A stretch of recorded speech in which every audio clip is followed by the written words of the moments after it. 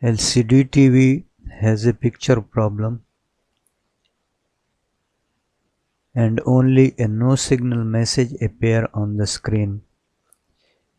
TV channel searching failed due to RF tuner IC problem. So that's why scanning TV channel not found any TV channel. All other ports HDMI, VGA and USB is working fine, but the RF TV tuner section is unable to play any cable TV channel.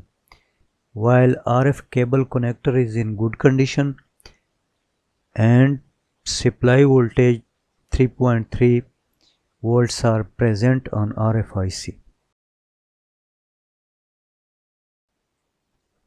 जी दोस्तों, इस LCD TV में मसला था कि इस पर cable TV से कोई भी तस्वीर नहीं आ रही थी और ये कोई भी चैनल सर्च नहीं कर पा रहा था।